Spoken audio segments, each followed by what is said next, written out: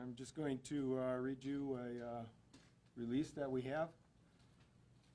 On August 12, 2024, the story of the missing kayaker began with the suspected drowning death of Ryan Borgwardt. On October 7, 2024, the search for Ryan ended, and the investigation efforts took a new direction. When we learned that Ryan had left the United States, and he most certainly was not in Green Lake. That was our biggest thing, that we knew he wasn't in our lake, thanks to many partners. On December 10th, Ryan arrived on U.S. soil. He was then booked into the correctional facility and is awaiting his initial court appearance. And one of my press conferences, I said, could be a really good Christmas. I want to say thanks again to Keith Cormack of Bruce's Legacy, diver Charlie DeGroat, the Wisconsin DNR, MOCIC, Homeland Security, the FBI, Department of Justice, Division, Criminal Investigations, the Green Lake County and the Green Lake County community, the Watertown community, but most of all, the Green Lake County Sheriff's Office.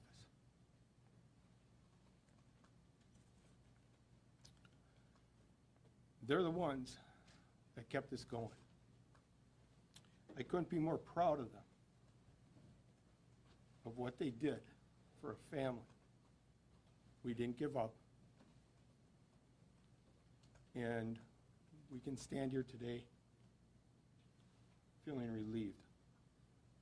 And I have one of my detectives here, Detective Jeremiah Hansen, who played a big key, and my chief deputy, Chief Matt Vanderkolk, that stuck with me, and we had a great outcome.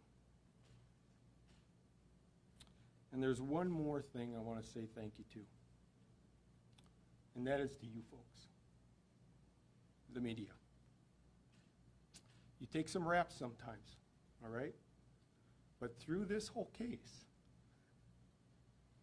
you were very good partners with us. And I appreciate that. And I want to say thank you. Is there any questions? Sheriff, I know last time you had mentioned that you knew he was somewhere in Eastern Europe, but were unsure exactly where. Have you been able to determine where he was and who he was with? At this time, we're still putting that together, so I can't release that yet. Is he cooperating with you guys? Have you been able to speak with him in person? He's cooperated with us.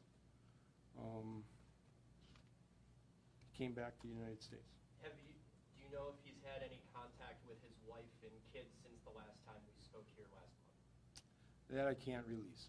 Can you detail how he returned back to the United States? Can you detail the step-by-step process of how he got back here?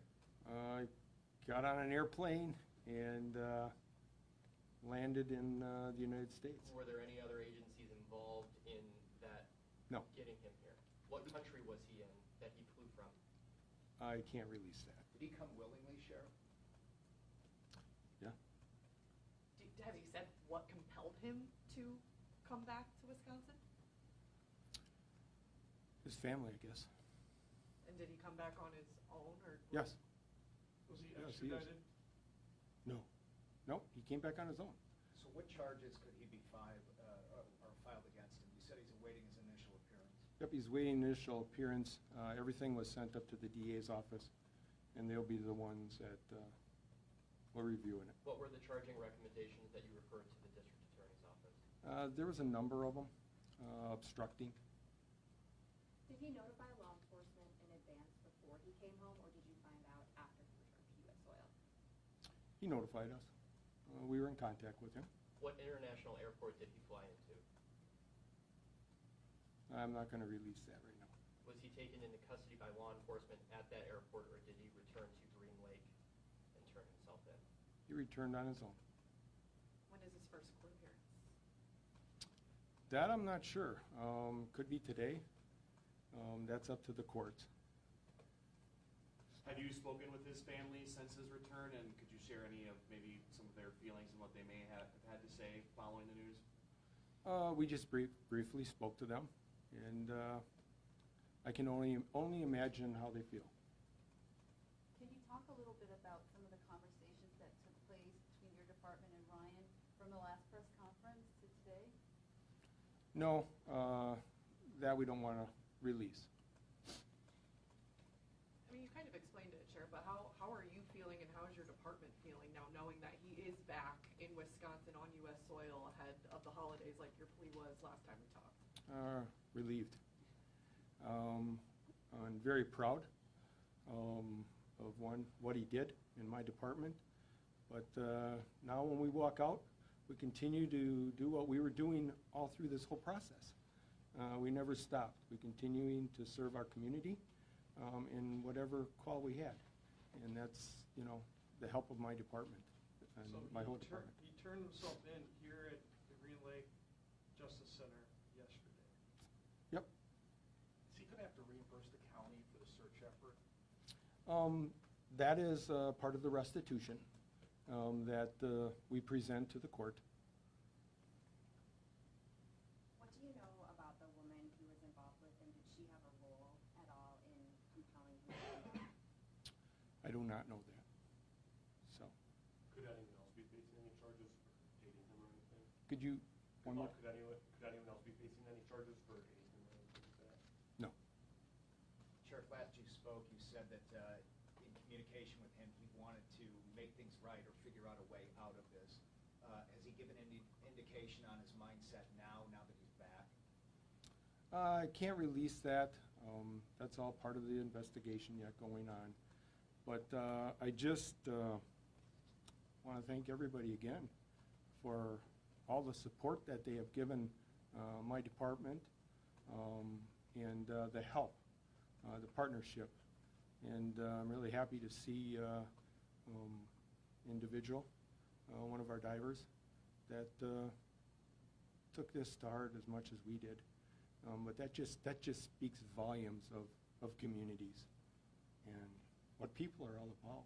Could you speak to what it was, whether that was the efforts of Detective Hansen, right, or your chief deputy? Was it in those conversations? What was it in those conversations with Mr. Borgwardt that made him change his mind?